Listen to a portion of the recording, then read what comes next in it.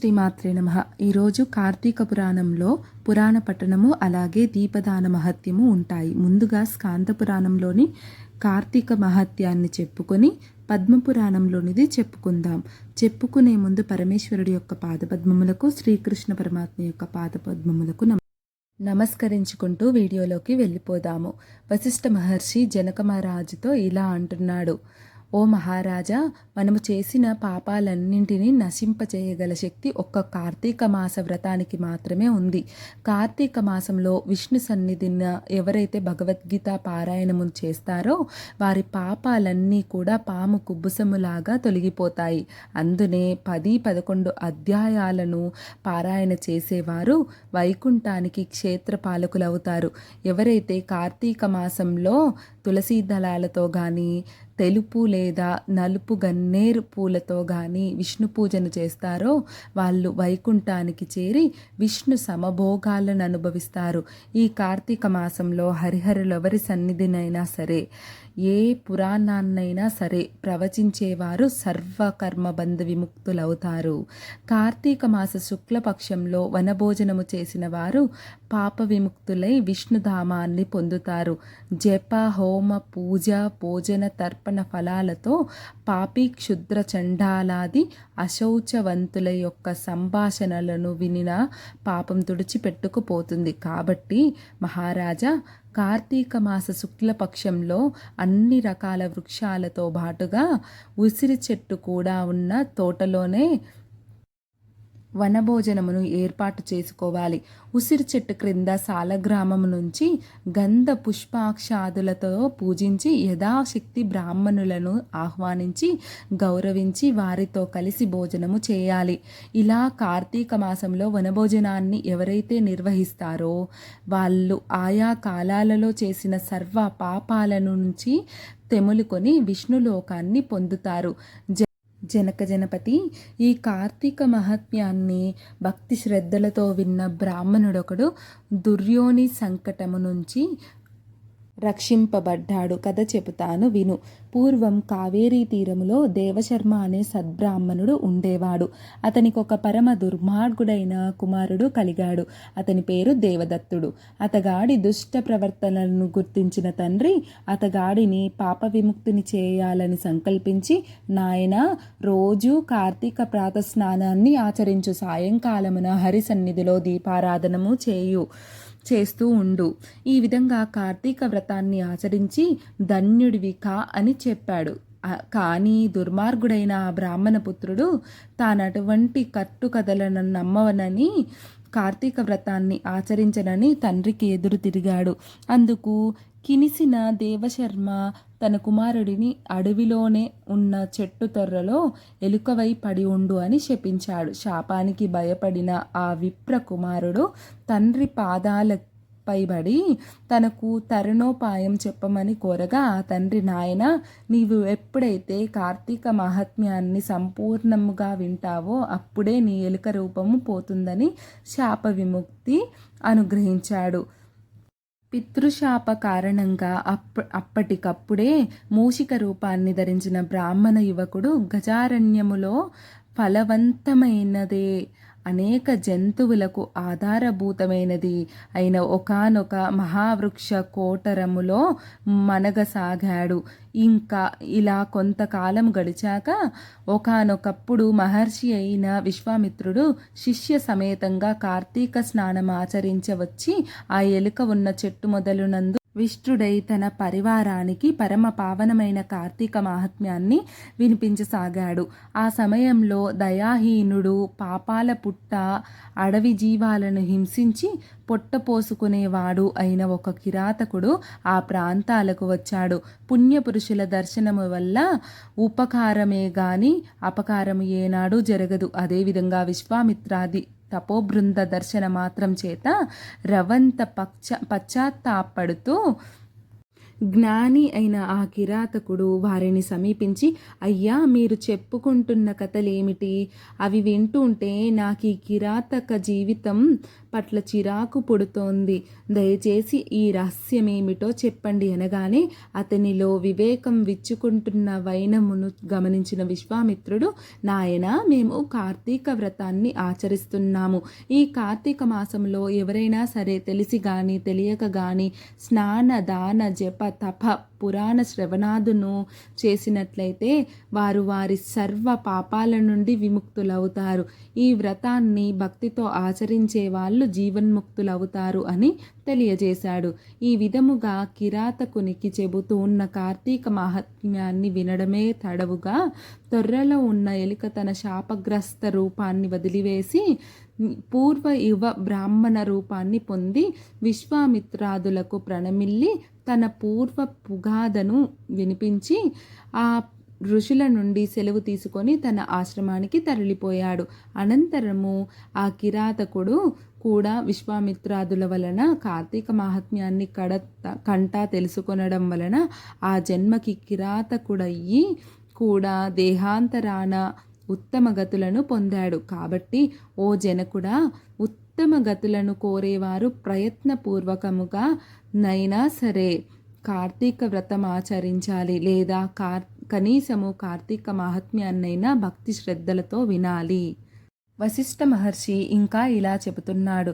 రాజర్షి జనక, ఈ కార్తీక మాసము 30 రోజులు కూడా ఎవరైతే శ్రీ మహావిష్ణువును కస్తూరి గంధాదులతోనూ పంచామృతములతోనూ అభిషేకిస్తారో వారికి 10,000 అశ్వమేధాలు చేసిన ఫలితము లభిస్తుంది. కార్తీక మాసములో సంధ్యావేళ విష్ణు సన్నిధిలో దీపారాధనమును చేసిన దీపదానము చేసిన వారు విష్ణులోకాన్ని పొందుతారు.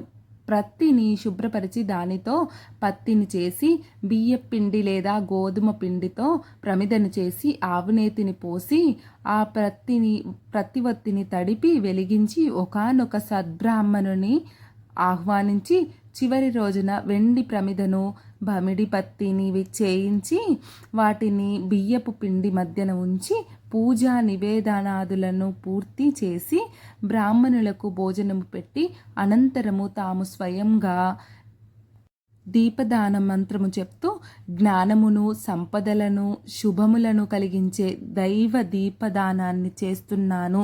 దీని వలన నాకు నిరంతరము శాంతి సుఖములు ఏర్పడుగాక అని చెప్పుకుంటూ పిండితో సహా ఆ దీపాన్ని బ్రాహ్మణునికి దానం చేయాలి. అలా చేసిన వారు అక్షయమైన పుణ్యాన్ని పొందుతారు. ఈ దీపదానము వలన విద్య జ్ఞాన ఆయువృద్ధి అనంతరము స్వర్గభోగాలు కలుగుతాయి. మనోవాక్కాయ కృప పాపాలన్నీ సమసిపోతాయి. నిదర్శనార్థమై ఒక కథ చెప్తాను, వినండి మహారాజా అంటూ వశిష్ఠ మహర్షి ఇలా చెప్పసాగారు. పూర్వం ద్రావిడ దేశములో ఒక అనాథ వితంతు ఉండేది. ఆమె రోజు భిక్షాటనము చేసి వచ్చిన దానిలో మంచి అన్నమును కూరలను విక్రయించి తాను దూషితాన్నముతో తృప్తి పడుతూ డబ్బును వెనకేయసాగింది. ఇతరుల ఇండ్లలో వంట పనులు కుట్టు పనులు మొదలైనవి చేస్తూ ప్రతిఫలముగా వారి వద్ద కొంత ద్రవ్యాన్ని తీసుకుంటూ ఉండేది. అదిగాక ద్రవ్య భిక్షాటన కూడా చేసేది. ఇలా నిత్య ధనార్జనాలగ్నమై మానస అయినా ఆ వితంతువు డబ్బు సంపాదించడమే తప్ప ఏనాడు హరినామస్మరణ చేయడం కానీ హరికథనో పురాణాన్నో వినడం కానీ పుణ్యతీర్థ సేవనమును కానీ ఏకాదశి ఉపవాసమును కానీ చేసి ఎరగదు. ఇటువంటి లుబ్ధరాలింటికి దైవవశాన శ్రీరంగ యాత్రికుడైన ఒక బ్రాహ్మణుడు వచ్చి ఆమె స్థితిని చూసి ఆమెకు నరకము తప్పదని గుర్తించి జాలిపడి ఆమెను మంచి దారిలో పెట్టదలచి, ఓ అమాయకురాలా, నేను చెప్పేది శ్రద్ధగా విని ఆలోచించుకో. ఈ తోలు శరీరము వట్టి అశాశ్వతమని తెలుసుకో. నేల నీరు నిప్పు నింగి గాలి అనే పంచభూతాత్మకమైనదే ఈ శరీరము. ఈ దేహము నశించగానే ఆ పంచభూతములు కూడా ఇంటి కొప్పు మీద కురిసి నలుదిక్కులకు చెదిరిపోయే వాన నీళ్ళలా చెదిరిపోతాయి. నీటి మీద నురుగులాంటి నీ తనువు నిత్యము కాదు, ఇది శాశ్వతమని నమ్ముకున్నట్లయితే ఆశల అగ్నిలో పడే మిడత వలె మసి కావడమే తప్ప మేలనేదే లేదు. మోహాన్ని భ్రమలను వదిలిపెట్టు. దైవమొక్కడే శాశ్వతుడని, సర్వభూత దయాకారుడని గుర్తించు. నిరంతరము హరి చరణాలనే స్మరించు. కామమంటే కోరిక, కోపమంటే దురాగ్రహం, భయమంటే ఆత్మానాత్మీయ భంగత, లోభమంటే ధనవ్యయ చింత, మోహమంటే మమతాహంకారాలు. ఇటువంటి ఈ ఆరింటిని వదిలిపెట్టు. నా మాట విని ఇక నుంచైనా కార్తీక మాసములో ప్రాతస్నానాన్ని ఆచరించు. విష్ణు ప్రీతికై భగవద్దర్పణంగా దీపదానము చెయ్యి. తద్వారా అనేక పాపాల నుంచి రక్షింపబడతావు అని హితువు చెప్పి తన దారిన తాను వెళ్ళిపోయాడు. అతగాడి వచోమహిమ వలన ఆమెకు జ్ఞానోదయమైంది. తను చేసిన పాపాలకై చిందించినది. తాను కూడా కార్తీక వ్రతాన్ని చేయాలని సంకల్పించింది. అందుచేత ఆ సంవత్సరంలో వచ్చిన కార్తీక మాసాననే వ్రతాచరణము ప్రారంభించినది. సూర్యోదయ వేళ కల్లా చన్నీళ్ల స్నానమును, హరిపూజ, దీపదానము, పిదప పురాణ శ్రవణము, ఈ విధముగా కార్తీక మాసము 4 రోజులు ఆచరించి చివరి రోజున చక్కగా బ్రాహ్మణ సమారాధన కూడా చేసింది. తక్షణమే ఆమె బంధాలు నశించిపోయినదై విగతాసువై విమానారూఢారాలై శాశ్వత స్వర్గ భోగ సౌఖ్యాలను పొందినది. కాబట్టి రాజా, కార్తీక మాసములో అన్నింటికంటే ప్రధానమైనది దీపదానము. తెలిసి గాని తెలియక గాని ఎవరైతే దీపదానము చేస్తున్నారో వారు తమ పాపాలను నశింపచేసుకున్న వారే అవుతున్నారు. దీనిని వినిన చదివిన జన్మ సంసార బంధ విముక్తులై విష్ణు భక్తి పరాయణులవుతారు. ఈ స్త్రీ ధనాన్ని సంపాదించింది, హరిపూజ చేయలేదు, ఎవరికీ పెట్టనే లేదు. కానీ ఎన్ని పనులు చేసినా కార్తీక మాస వ్రతాన్ని ఆచరించి ఆ వ్రతంలోనే అన్ని పాపాలు పోగొట్టుకుంది. ఈ కార్తీక వ్రతం ఆచరించడం వల్ల వైకుంఠ ప్రాప్తి పొందింది. అంటే మనం చేసే తప్పుకి కానీ మంచికి కానీ ఫలితాన్ని అనుభవించే తీరుతాం. ఆ కిరాతకుడు చూడండి, ఎన్నో చెడ్డ పనులు చేశాడు, తన తప్పును తెలుసుకున్నాడు. విశ్వామిత్ర మహర్షిని చూడగానే తనకి జ్ఞానోదయం అయింది, మంచిగా మారాడు. కార్తీక వ్రతాన్ని ఆచరించి వైకుంఠాన్ని చేరాడు. ఇలా విష్ణుప్రీతిగా దానాలు చేస్తూ, శివప్రీతిగా మంచి పనులు చేస్తూ, ధర్మాన్ని ఆచరించినంత కాలం మనం చేసిన మంచికి ఫలితం ఉంటుంది, మనం చేసిన చెడుకి ఫలితం ఉంటుంది. మనం చేసిన పాపాలు పోవాలి అంటే మనం చేసే పుణ్యాలు ఎక్కువగా ఉండాలి. అప్పుడు మనం చేసిన పాపాల యొక్క తీవ్రత తగ్గి కొంచెంలో వాటి నుండి బయటపడగలుగుతాము. కార్తీక మాసం అంతా ఈ పురాణ శ్రవణం విని మనం కూడా మన జీవితాన్ని మార్చుకుందాం, మంచి మార్గంలో ఎలా ఉండాలి అనేది తెలుసుకుందాం. పద్మపురాణంలో శ్రీకృష్ణ పరమాత్మ సత్యభామాదేవికి చెప్పిన మాహాత్మ్యాన్ని విందాం. పూర్వాధ్యాయంలో చెప్పినట్లు సత్యభామ శ్రీకృష్ణునికి నమస్కరించి, ప్రాణేశ్వర, కాలస్వరూపుడవైన నీకు సర్వకాలాలు అవయవాలై అలరారుతూ ఉండగా తిథులలో ఏకాదశి, నెలలలో కార్తీకము మాత్రమే అంతటి ఇష్టమైనదెందుకు, కారణమేమిటో సెలవీయవలసిందని కోరగా నవ్వురాజిల్లేడు మోము వాడైన నవనీత చోరుడిలా చెప్పసాగాడు. సత్య, చక్కటి ప్రశ్ననే వేశావు. ఇది అందరూ కూడా తప్పనిసరిగా తెలుసుకోవలసిన విషయం. గతంలో పృథు చక్రవర్తి నారదుని ఇదే ప్రశ్న వేశాడు. అప్పుడు నారదుడు చెప్పిన దానిని ఇప్పుడు నీకు చెబుతాను విను. నారదుడు పృథు చక్రవర్తితో నారదుడు చెబుతున్నాడు, సముద్రనందనుడైన శంకుడనే రాక్షసుడు త్రిలోక కంటకుడయి సర్వదేవతాది కారాలను హస్తగతం చేసుకొని వారిని స్వర్గం నుంచి తరిమివేశాడు. పారిపోయిన దేవతలు తమ తమ భార్య బంధువులతో సహా మేరు పర్వత గుహలలో తలదాచుకున్నారు. అయినా శంకుడికి తృప్తి కలగలేదు. పదవులు పోయినంత మాత్రాన పటుత్వాలు పోతాయా? పదవి లేనప్పుడే దానిని సంపాదించుకోవడం కోసం తమ బలాన్ని పెంచుకుంటారు. ఆ రీత్యా వేదమంత్రాల వల్ల దేవతలు శక్తివంతులయ్యే అవకాశం ఉంది కనుక వేదాలను కూడా తన కైవసం చేసుకోవాలనుకున్నాడు.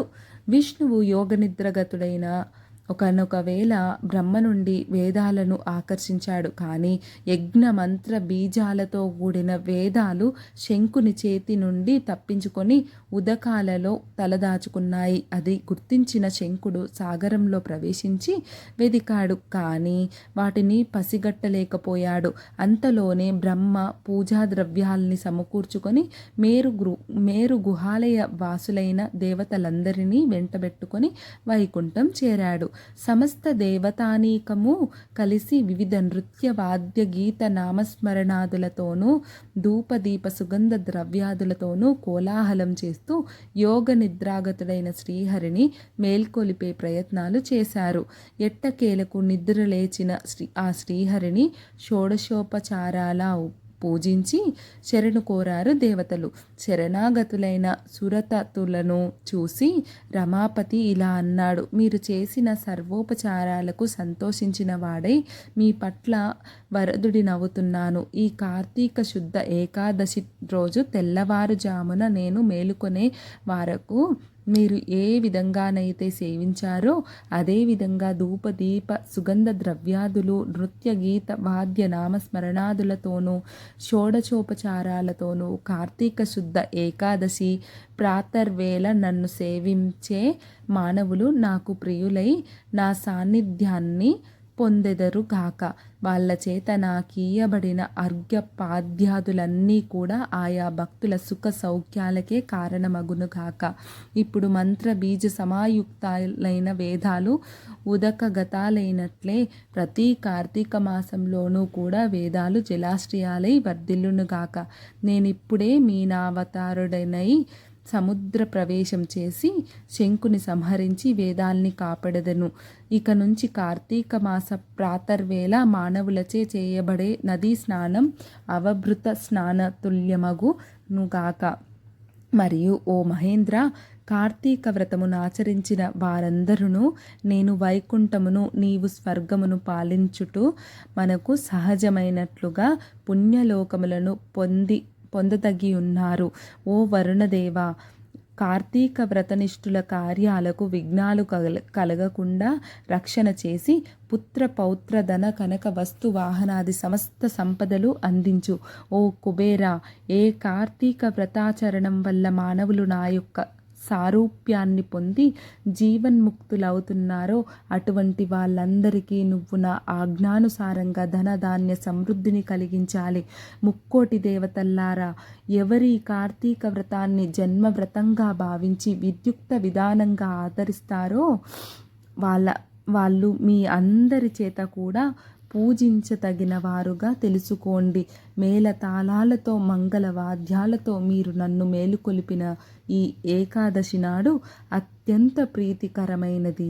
అందువలన కార్తీక వ్రత ఏకాదశి వ్రతాలనే ఈ రెండింటిని ఆచరించడం కన్నా నా సాన్నిధ్యాన్ని పొందేందుకు మరో దగ్గరి దారి లేదని తెలుసుకోవాలి. తపోదాన యజ్ఞ తీర్థాదులన్నీ స్వర్గ ఫలాన్నీయగలవే గాని నా వైకుంఠ పదాన్నీయలేవు సుమా అంటూ నారదుడు పృథు చక్రవర్తికి చెప్తున్నాడు. నారదుడు పృథు చక్రవర్తికి ఏదైతే చెప్పాడో అదే విషయాన్ని శ్రీకృష్ణ పరమాత్మ సత్యభామాదేవికి చెప్తున్నారన్నమాట. ఇది 3వ అధ్యాయం. 3వ రోజు పారాయణ సమాప్తం. మనందరికీ శ్రీకృష్ణ పరమాత్మ పరమేశ్వరుడి యొక్క ఆశీస్సులు ఉండాలని కోరుకుంటూ సర్వే జనా సుఖినో భవంతు.